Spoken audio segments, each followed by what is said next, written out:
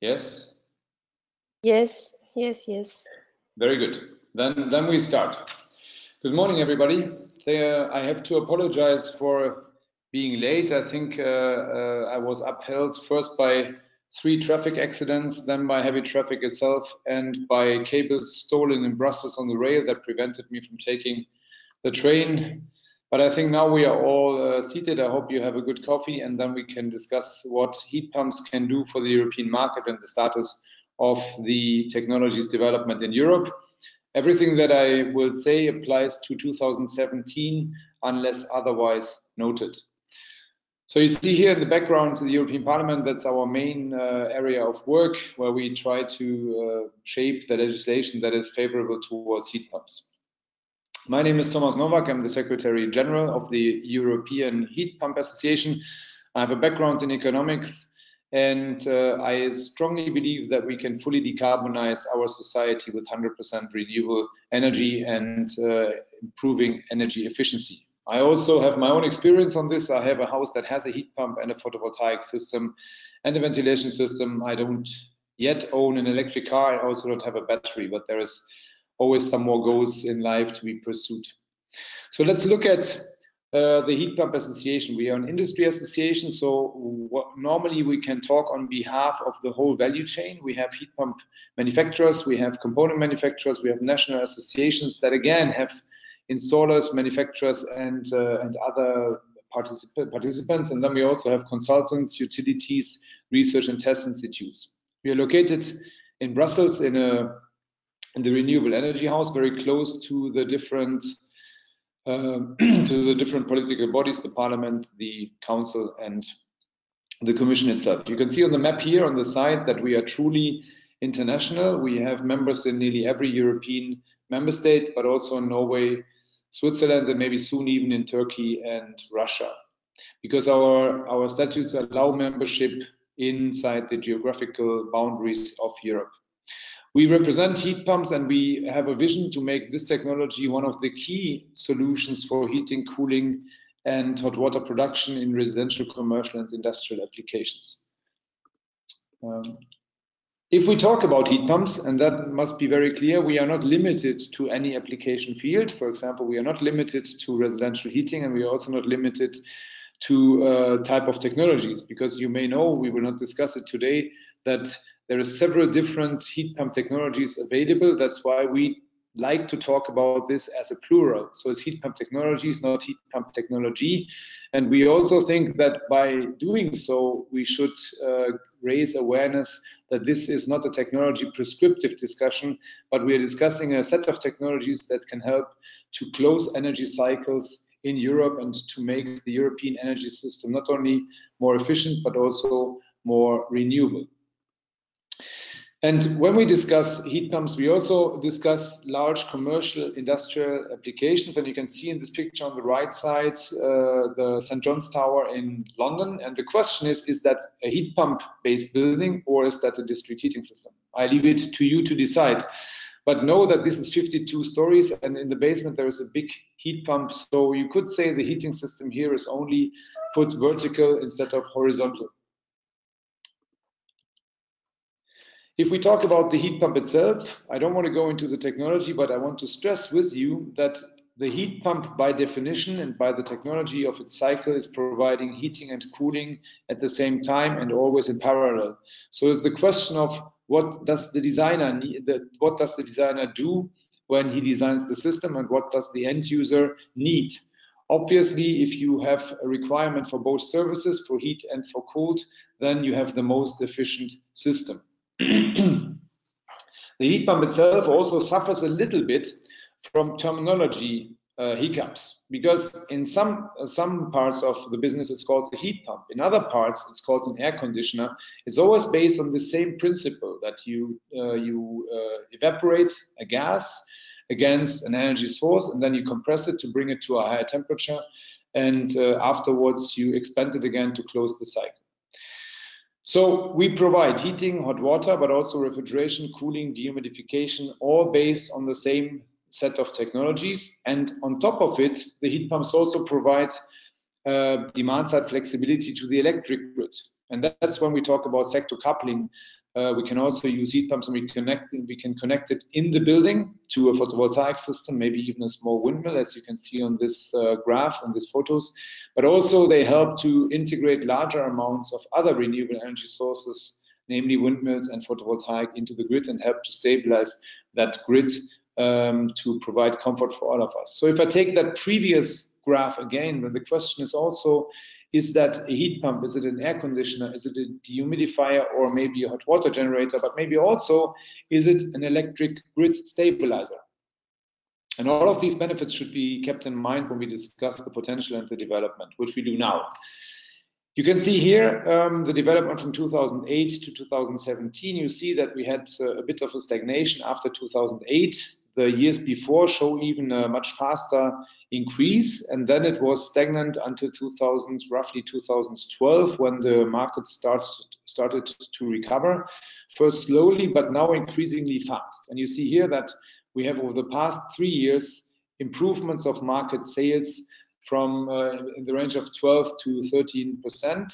And you also see that there was a bit of a recovery in the relation between air-to-air heat pumps and air-to-water heat pumps. The dark blue color here signifies air-to-water heat pumps, and the light blue color signifies air-to-air heat pumps, while the brown one signifies ground source heat pumps. And you see that much of the growth has now resulted from a very strong increase of air-to-water heat pumps in the European building and industrial landscape.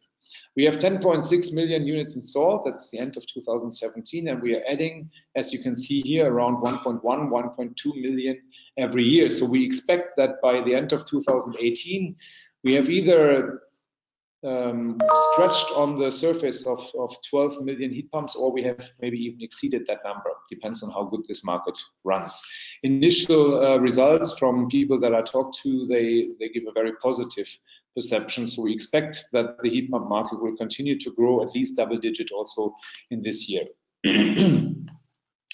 I want to single out one of the technologies, that's the sanitary hot water heat pumps, that has shown a tremendous growth from 2010 onwards, and has lately been a bit more slow in its growth, but it's come back to the same growth, to the average growth of the whole market, 13% in 2017, to an annual sales of 141,000. So we can split the heating heat pumps and the sanitary hot water heat pumps, and we can say that we have 960,000 units in heating and 141,000 units in hot water heat pumps. Why is that important?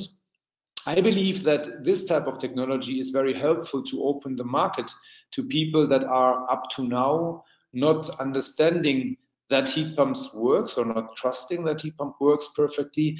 And at the same time, it also opens the market to installers, because the installers can install these type of heat pumps in a much easier fashion than if they would have to renovate the whole heating system. And by doing so, they gain trust in the technology, and they learn that this is not rocket science, but an established technology. And noted, by the way, the origins of this technology were developed in 1850s around in Scotland and in France.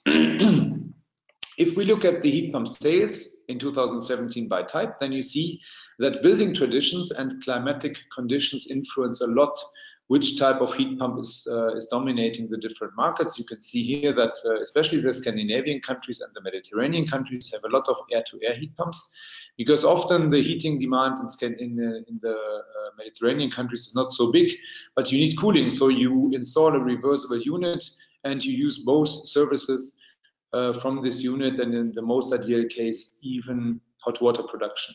In more Central European countries, where maybe also the winters are a bit colder, Austria, Belgium, Switzerland, Czech Republic, Germany, Netherlands and the UK, we have more air-to-water heat pumps. And Scandinavia is a bit of an exemption, because the way the buildings are built with a lot of insulation is also, as a consequence, has a lot of air-to-air heat pumps installed. If we look at who is leading these markets, then we can see that France, Italy, and Spain are the big players in the European heat pump markets, and together they are responsible for more than 50% of annual sales. They are followed by another 7 countries, as you can see here, and these top 10, they are responsible for nearly 90% of all sales in Europe. So if we have the numbers for these countries, we know what the market in Europe is doing. But that's good and bad at the same time, because we have somehow a bit of a concentration. On the other hand, it is very positive if we want to assess the potential for this technology, because it means clearly that in the future, for the next years, there's a huge untapped potential in large markets, large heating and cooling markets that can shift towards heat pumps and can then help to fuel the market growth in the future.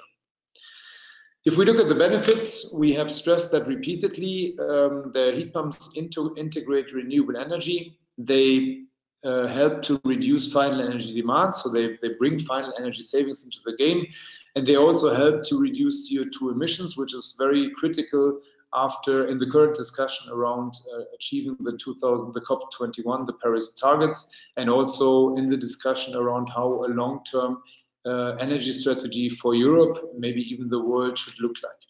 A topic that has recently been introduced into the debate is clean air, because if you operate a heat pump, you have no emissions at the point of operation. And in the current debate on clean air in cities and citizens suffering from not clean air, this is an important and quite valuable aspect that is increasingly often recognized. Also, I've said it in the beginning, we have calculated on the back of the envelope calculation a demand side flexibility potential of up to 3.2 terawatt hours. Looking at market penetration in different countries, we can see that Norway, Estonia, Finland, Sweden, and Denmark, so again, the Scandinavian countries, have the highest market penetration per 1,000 households. And that underlines the argument that I presented to you 2 slides earlier, that there is still a huge and untapped potential for heat pump development in the rest of Europe. So we are very optimistic that from the technology perspective, we can install heat pumps nearly everywhere, because you will agree to me that the climate in Norway, Estonia, Finland, and so on is rather harsh. And if you can heat a house to the comfort requirement of an end user in these countries, you will be able to do that in the rest of Europe. If we would have the same market penetration that we find today in Norway everywhere, then this would have a tremendous impact on market development, because then the annual market would have to grow by a factor between 5 and 6 to reach eventually somehow around 7 million units. That is, of course, a very technical analysis, but if we simply apply this logic, it holds. And then the key question is, are we ready to do that? Is the value chain ready to substantiate such a growth and to deliver and to maintain the number of heat pumps that will be the result of this development?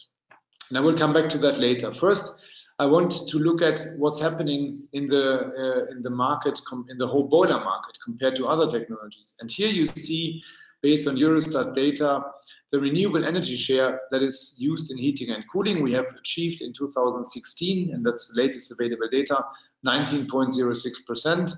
And a good share of that is coming from heat pumps, but you see also that the whole yellow share of this is still fossil energy. And so we have a lot to do, a huge potential to develop if we want to decarbonize the heating market, the boiler market in the future. And if we look at that in a bit more detail, then we see here data from BRG Solutions from the UK, and they estimate the boiler market, the fossil boiler market, at 5.6 million boilers. And as I said, we have around 962,000 heat pumps. So in this context, it would be 17%.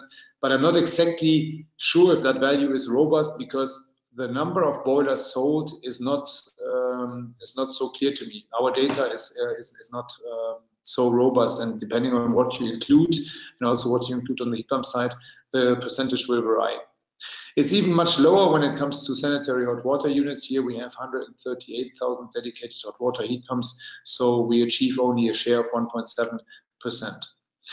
We can say that the heating sector is dominated by fossil energy, and if we want to decarbonize, we have to do more. We have to show more ambition, and that means that also more heat pumps will be a perfect solution for this ambition.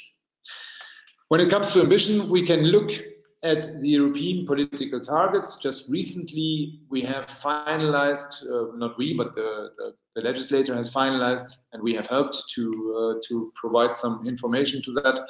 So the legislator has finalized 3 directives, the Renewable Energy Directive, with a new target of 32% renewable energy that should be achieved by 2030 in final energy demand for heating and cooling. And then there's also a specific requirement to improve the share of renewable energy in heating and cooling by 1.3 percentage points every year. As you remember, we are close to 20% today, and that means by 2030 we will have arrived at or even exceeded the 32%, which are also set as the overall target. Then we have the Energy Performance of Buildings Directive. It has been very helpful to accelerate heat pump deployment, and it now words buildings as active nodes in the energy grid. So the aspect of demand-side flexibility also on a local level will become more important and will, in our perspective, help heat pumps to grow faster, especially when you connect them to photovoltaic on your own roof, or when you connect them to a green tariff. And then there is also an important point. The new Energy Performance of Buildings Directive requests member states to set up a long-term renovation strategy, and that means that the aspect of renovating buildings will have to be given more attention, and hopefully from our perspective we have the solutions to be provided for this segment. Last of these 3 is the Energy Efficiency Directive, which also has a new target, unfortunately only indicative. So there is a target of 32.5% energy efficiency, or you could say energy demand reduction, and an annual decrease factor of 1.5%. Also, and maybe more important for heat pumps in the overall perspective, there is a new primary energy factor that is now set as 2.1, and be reminded that in the past this factor was 2.5. So the efficiency in different calculations is increasing by 16%. Now this legislation needs to be transposed into national law, and that will take time. Normally we expect that the full implementation takes place somewhere within 1 year, 18 months. So we will see the effects of this change in legislation in Europe starting in around 2020. We also look at a regulation that is now bundling all the reporting obligations of the member states and is looking at how to execute and how to control all this. And it's the new regulation on the Energy Union governance. It's not finalized yet, but it gives a very clear focus on the overall target. And the overall target, as mentioned here, is an efficient and fully renewable-based energy system. And again, heat pumps can contribute to that, and that's why we believe that the implementation of this regulation, which will then come into force in all member states at the same time, will help the heat pump deployment in the future. This looks very nice, I think you would agree, so it looks quite positive. So what's stopping us? And I want to spend a few slides on that. The first thing that is really stopping us are the energy price ratios across Europe. If you look at this, it shows the ratio between the price for 1 kilowatt hour of heat generated from electricity versus the same kilowatt hour of heat generated from gas. And you see that in order to break even from the cost perspective in Sweden, you need an efficiency of the heat pump of less than 1.5. In Belgium, you need an efficiency of 4.5. In Germany, you need an efficiency of 4.3. So you could say if you are in Germany or Belgium and you can sell heat pumps in these 2 countries, you're a master salesperson, because you're managing the most difficult commercial environments. And if you're even successful, you can tap yourself on the back, because that is an outstanding achievement. And you can imagine that, of course, from our perspective, this is something we have to address. And in our political messages, it is one of the first things we tell policymakers. This needs to be modified in order for prices to tell the truth, so that end users decide their purchasing decisions in favor of a low emission and energy efficient future. The second point that we are looking at is the European taxation. It is completely unbalanced between electricity and fossil fuels. And here you see the difference of taxation between electricity and gas in Eurocent. And all values that are above the horizontal line show that electricity is taxed more. For example, in Belgium, it's taxed more by 10 cents. For example, in Denmark, it's taxed more by even nearly 20 cents, and in Germany by slightly above 15%. So you see that only very few countries like Bulgaria, Czech Republic, Croatia, Hungary, and Romania are taxing gas higher than they are taxing electricity, and also that is to the detriment of efficient electrification technologies such as heat pumps. The last thing, and I will not go into this much, is that fossil fuel subsidies still exist in Europe. It's difficult to find out how big they are really. There's a number of studies existing. They don't come to conclusive results, but the values that are presented here are outstanding, astonishing, breathtaking maybe even. It's a lot of money that we still invest in fossil fuels at the same time when we should move away from the related emissions. So with all these that, I come back to the heat pump challenge, because also if we manage to remove these aspects, then we will have even more heat pump demand, and that means we have to make the market development, the value chain ready for a mass market. So what do we need for that? While we are now selling already solutions in many areas, we still need improvements for the renovation sector. We need more compact units, maybe easier to install, maybe more suited to different building standards in different countries, especially when it comes to water-based or air-based heat distribution. We need solutions for multifamily buildings that also take into consideration the specifics of hot water provision. And we need better knowledge about, but also maybe improved industrial solutions for industrial applications and for district energy.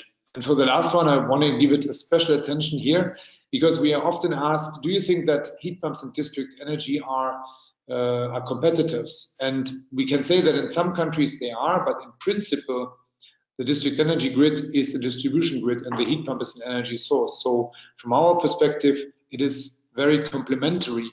And if district energy is aiming to be greener, then it should be based a lot on heat pumps, on large heat pumps in the megawatt range. And maybe for your information, we can now provide heat pumps at a capacity of up to 35 megawatts in a single unit. And of course, you can bundle them, and then you will find huge megawatt-style district heating systems in Helsinki, in Stockholm, in Oslo, in Copenhagen, and so on. Then we also need, for the second point, solutions for the sector coupling. We need to look at the interfaces. We need to cooperate more with utilities. That's ongoing. We are developing a cooperation as we speak in order to fully unleash the demand side flexibility potential of this technology and to allow a faster deployment of renewable energy in the electric grid. Then we need manufacturing capacity, of course, on how to provide all these solutions. And we need sufficient components in different capacities, and also addressing the aspect of one of the components, the refrigerant, also called F-gas. So we need to see an improvement of availability. But as I said, I was at the Chillventa the last 3 days, and I can tell you now that many of the manufacturers of both heat exchangers and compressors are providing solutions today to cater to this demand. Maybe more important than technology, we need also brains that can properly plan and install the heat pump solutions that will be the result of these developments. And on the legal perspective, we need building codes that make it mandatory to use the energy efficiency opportunities to the max, because every energy improvement, energy efficiency improvement will help to bring heat pumps into the game. And last, maybe not least, somebody has to buy all this. So we also need a correction of the price mechanism. We need financing and new business models that make it easier to decide in favor of a clean and renewable and efficient technology such as the heat pump. With that, I am finished with my overview. I am convinced, as I said in my starting slide, that we can move to a 100% renewable society. You can see here a vision that we have created as a full frame model. It's actually turning in reality, but it would kill the bandwidth of this connection today, so I refrain from doing it. But if you're interested in looking at it further, visit us at one of our exhibitions and fairs, and then we will normally have it with us, and you can see the details and the beauty of a decarbonized city with industrial, residential, and commercial application, also using waste energy and the subway, the infrastructure, as energy source. Thank you very much. And if we have any questions, I see a few hands up, then we can answer them now. And then we will hand over to Pascal, our consultant and programmer of the statistics, to explain a little bit how you could benefit from a very interactive tool that we are also providing to our members and to the general public. So I see there's Emilio Blanco. Maybe we just start from the top to the bottom with the first question. I think I can unmute you. Yes, so I unmuted Emilio.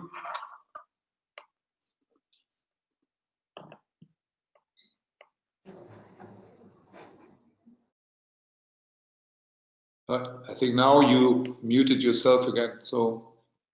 Oh yeah. Sorry. We've realized that I will just read the question that I sent. That we've realized that in countries like Germany, France, the installers are really defining the price and the penetration of ground source heat pumps versus air source heat pumps.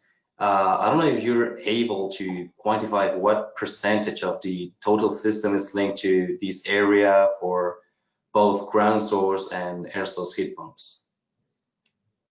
You mean which share they have in the market?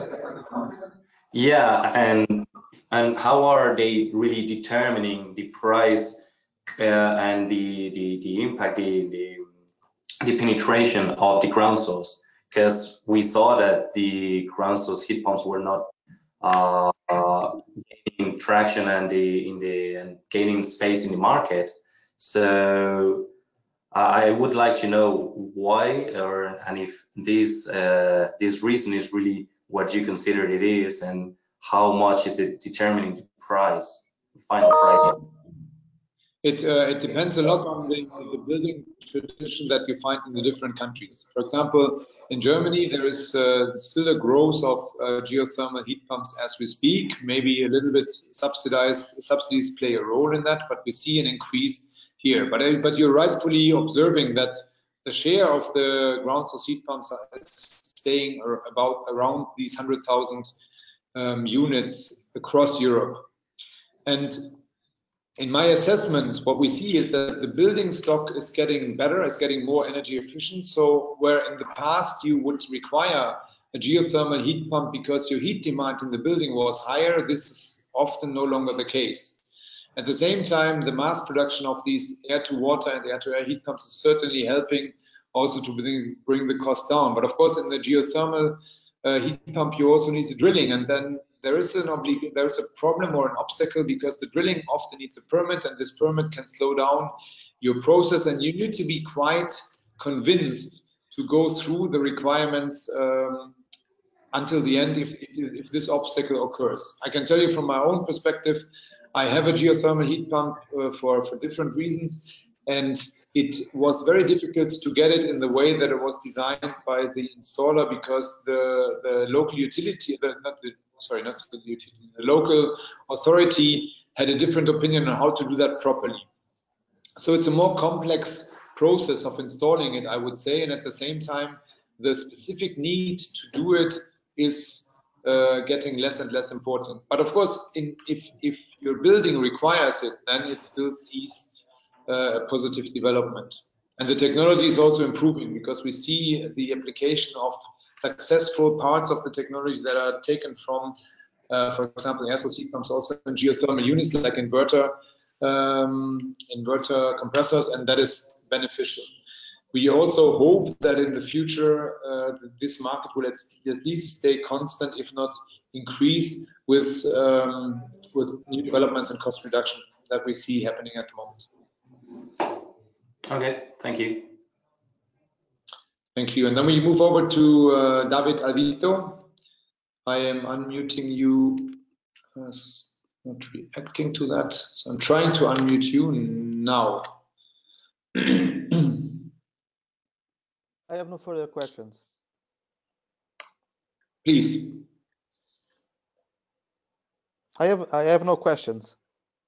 Because you have raised your hand. Okay. Sorry, I'm sorry. I have no question at all. Okay, good. Thomas, there are also a couple of written questions as well that you might go through. I think I cannot see them, so maybe you can read them to me. Yes, so a question from Thomas Noll. If we like to make just Germany carbon free for heating of buildings, we need between 2020 and 2050 1.2 million heat pump installation per year, respectively 6,000 per day. Do you believe that the CAGR is high enough to manage this? Can I ask where the numbers are from? I think that's a lot.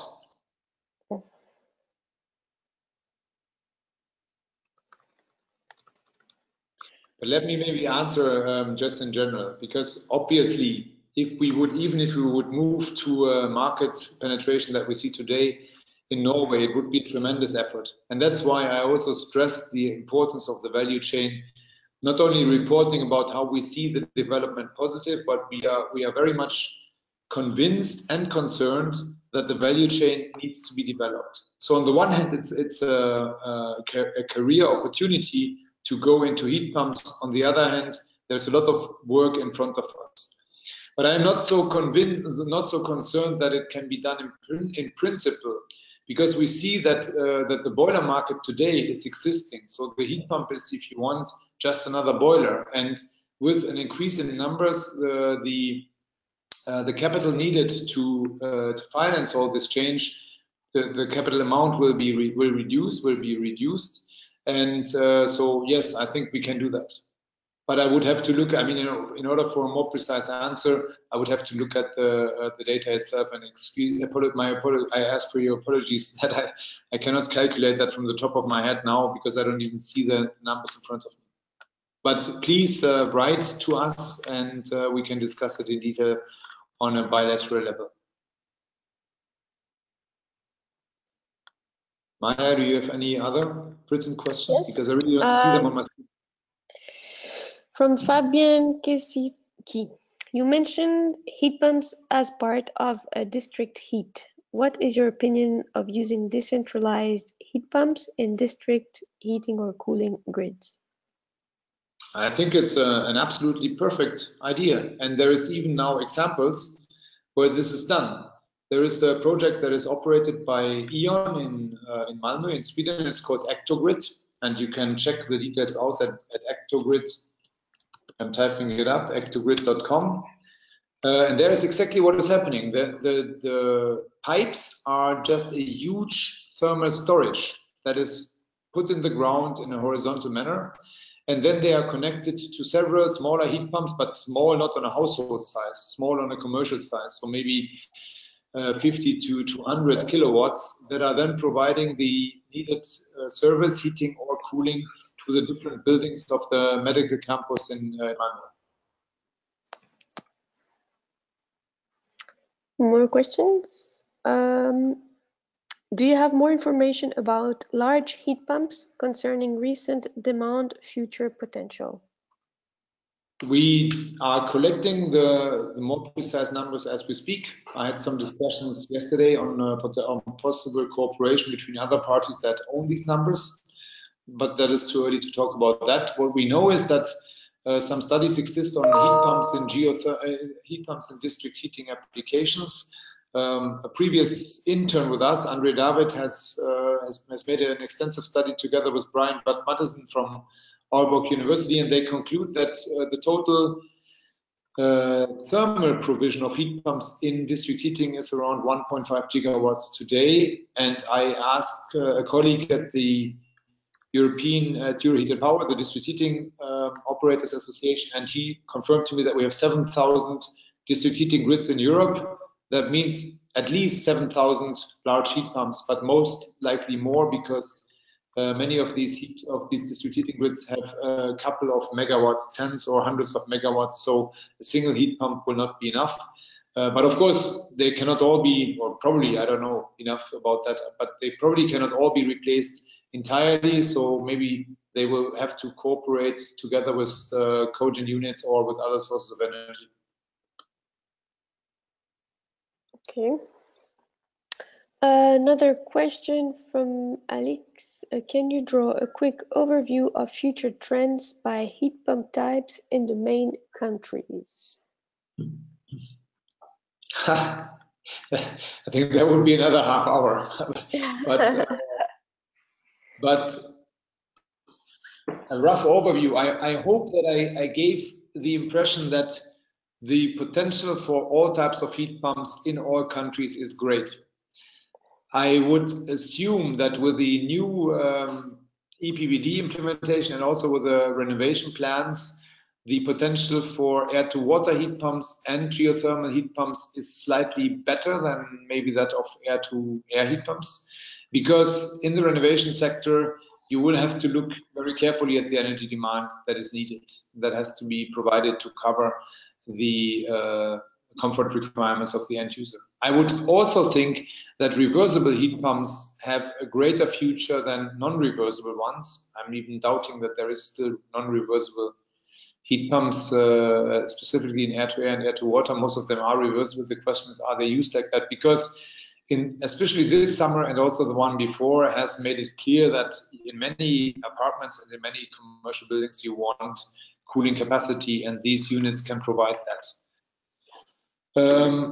Personally, I'm hoping that we see a bit of a better future in terms of hybrid systems, because the hybrid systems as we see them today are not really taking off in the market, and they would be a good entry point solution for also the renovation sector.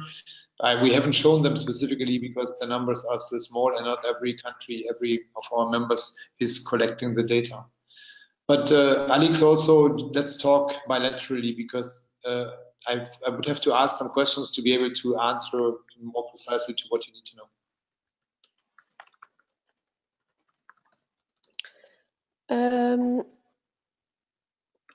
If you have, so it's a question from Juan Salmador. If you have approximate values, what percentage of the total investment cost of a ground source heat pump system is distributed amongst the following: drilling, trenching, heat pump unit purchase, installation, and what is the total cost compared to air source heat pumps in euro per kilowatt?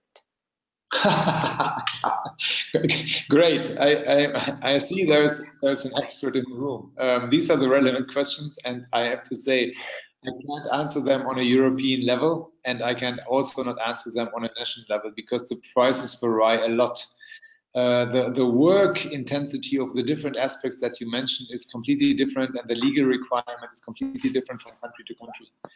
So I don't dare to make any statement because it will most likely be wrong and doesn't apply to an experience that you personally may have had or not. But what I can say is that we expect most of these costs to go down. If we have more compact heat pump units, they will be easier to install, meaning they need less work, they need less hours to be installed. If we have streamlined drilling processes, and also there's research ongoing, this can be done in a quicker manner, maybe with less obligations. Probably in this case, administrative improvements is a very important part. And when it comes to the share between geothermal and air source, it applies the same that I just said. Since the costs are so different from country to country, I cannot make a robust statement. I'm sorry for that. Okay. I'm getting more questions here, but I don't know if you would like to move first to Pascal's presentation. Yes, I think we should do that.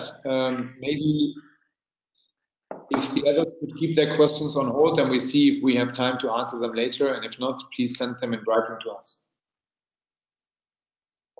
So with that, I hand over to Pascal. I will explain to you a little bit about the tool that we are using behind these slides to create the slides and also to present the data in a more comprehensive format, because you know what you have seen today is only an excerpt of 170-page plus report that we provide every year on the different countries in Europe.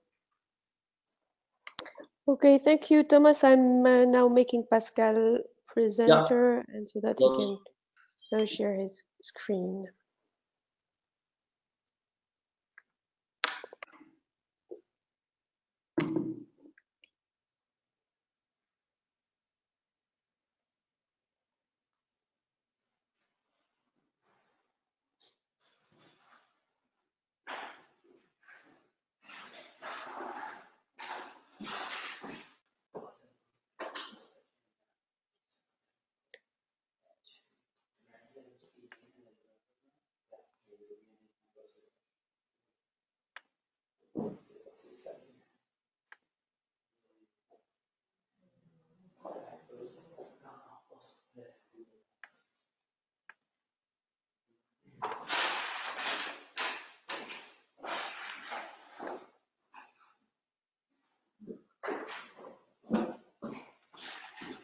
Voilà. Pascal, I think you can unmute you.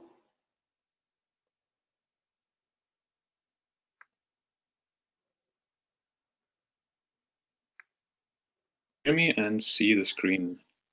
Okay, yeah, Pascal, we Okay, can hear you and I can see your screen.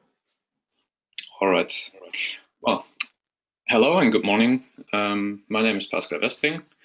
I'm an economist and a market researcher who got tired of copy pasting between Excel sheets, and so I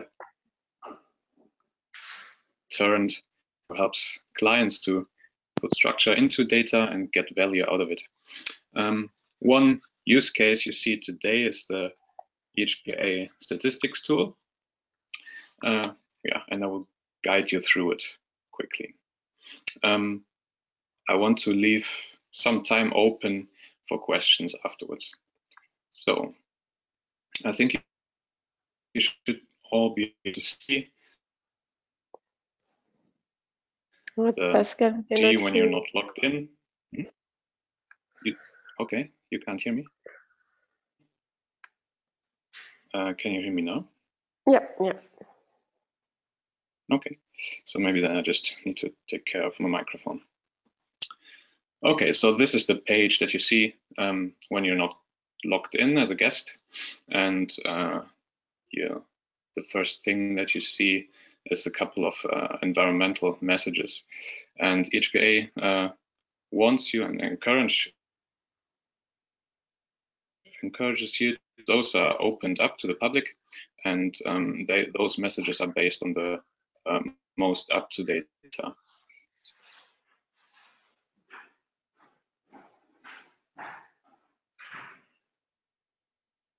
So I select the if you want to share those messages.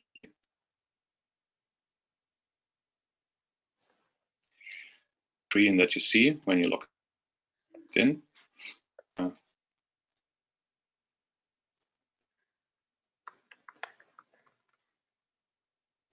Here, it will be even simpler for members of the users of the online see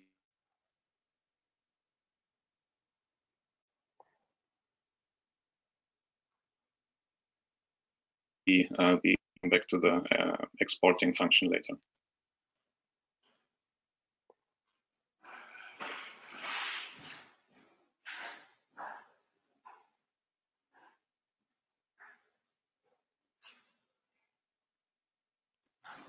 Presented by Thomas, and I want to only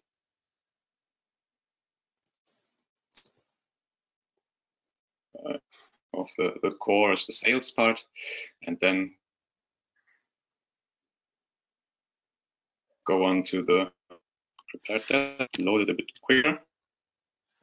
So I need to minimize the control window here of the chat. Okay, so this you see when you enter the sales story, and so you have an overview of all countries, of all types of heat pumps, and along the time scale. First, I want to show you just the story as it goes when you have an overview over all the types and all the countries.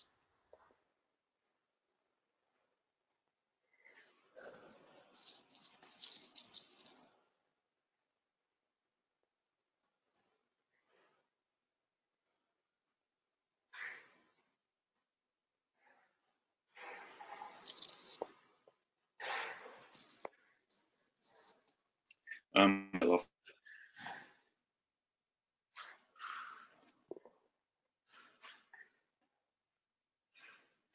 the content. It in nation of countries and types of heat pumps. So let's say you're interested only in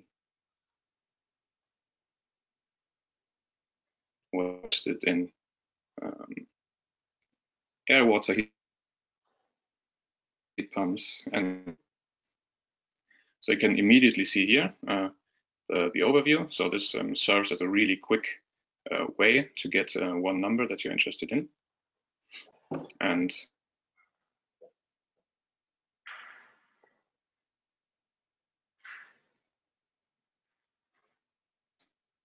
according to the selection, so that you have the same story of the sales, but now with a selection that is important to you.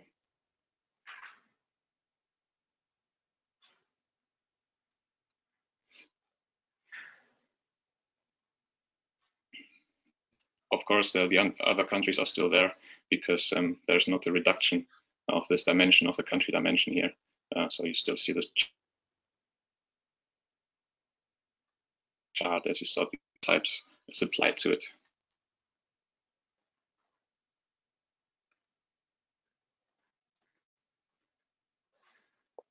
Those charts, and you want to put them in your presentation. So there's a download CSV, so you can have the raw data that's used for this chart, or you can download the PDF. So if you do this in this example here,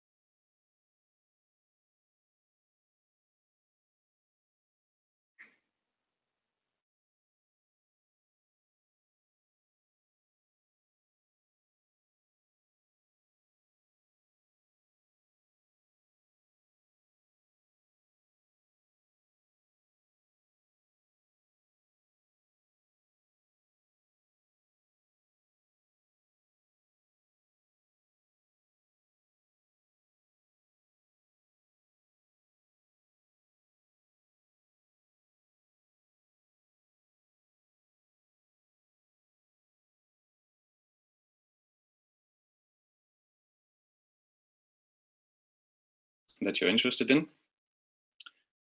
For this case, we will pick Germany.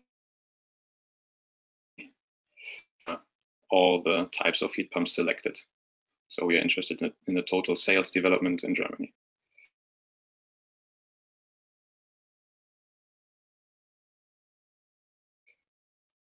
And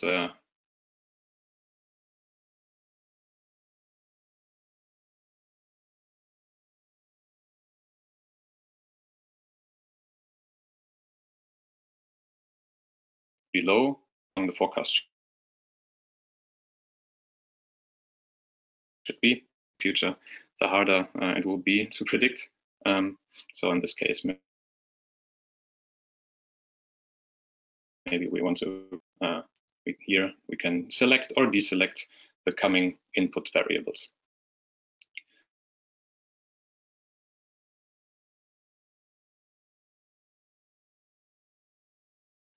The first, for the energy per kilowatt hour, this is a big factor which determines the sales. And the way we can use it here is to development of the electricity gas itself. So we might think that it's going to be flat. We might think it's going to go down, up, or we can leave it up to the model, which just projects the past development into the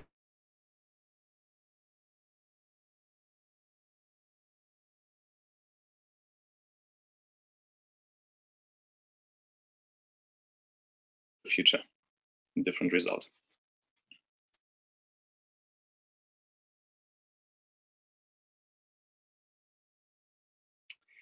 You see here on the left-hand side this tiny scatter plot, and that shows the correlation of this price ratio with the outcome of the sales.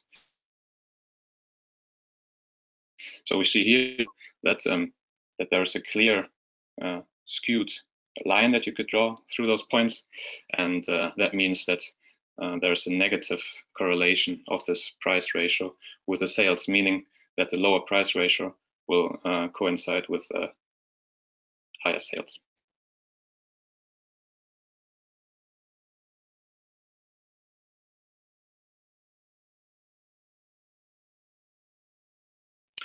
and the same apply here. Assumption and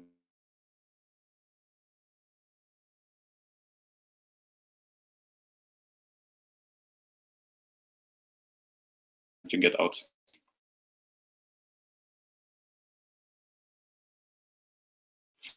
About the details here, but I'm focused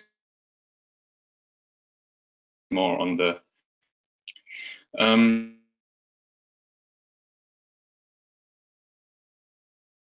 if you have a develop in the future, then you can even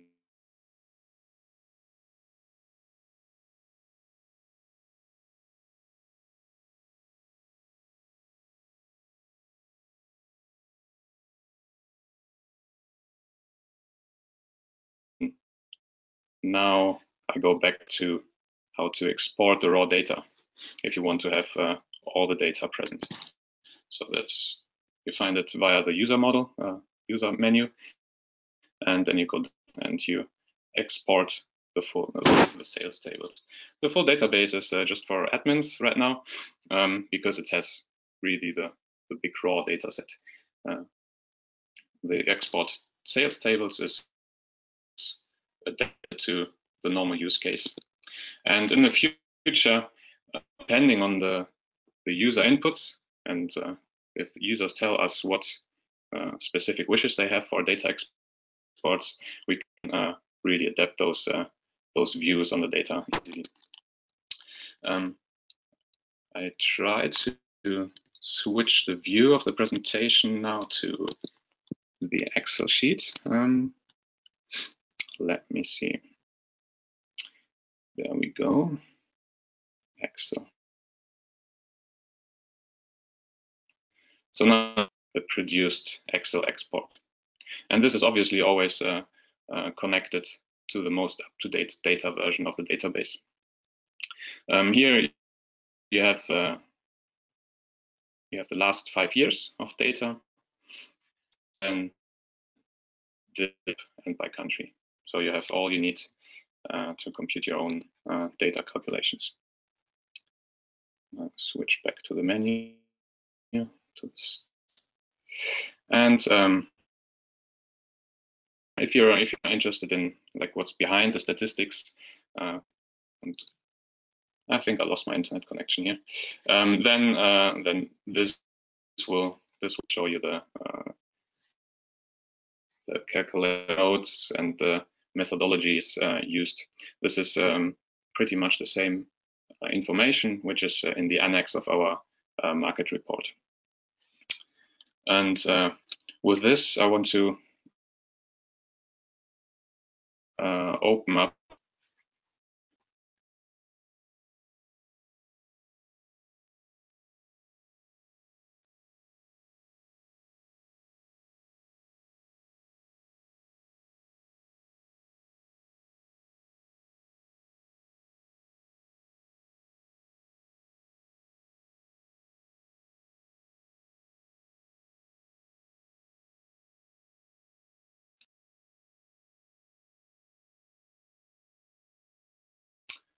Maya. Do we have an overview of over the questions? Kel, I think we lost you for a couple of seconds. I think the connection was poor, so. But okay, I received, Irene received this question. Could we have the number of heat pumps sold by power requirements in hot, cold, and by country? The number of heat pumps by requirements, hot, cold, and country. Yes, we do have that. Like in the back end of the statistics, we have those 3 climate areas, which are hot, average, and cold. So we produce numbers on that. Yes. And what were the other dimensions? It was the climate and by country. And by country, yeah, of course. Okay.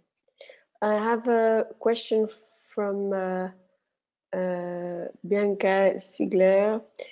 So she's from Konoterm in Slovenia, and she's asking when will Slovenia be included into the market report? That's a good question. If we receive the data, then tomorrow. I think that's more an organizational question of getting the contact to the Slovenian Heat Pump Association or the party, whoever is the holder of the sales numbers. Yeah, I can comment on that too. We have tried to help set up the Slovenian Heat Pump Association, and so far that wasn't successful. But I have met 2 people yesterday again from Slovenia, so maybe we will be more successful in the very near future. What we know is that once markets grow, associations will be created and they want data. So as Pascal said, once we have that, we will be entering it. It's a matter of a day. I have a question from Nicolas Damien. Usage of heat pump will, of course, put increasing pressure on electricity grids. There's a lot of talk about how heat pump can be used when the provision of electricity is highest or when the cost is lowest, for example.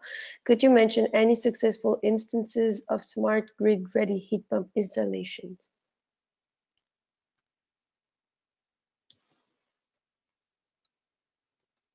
Question more directed to Thomas.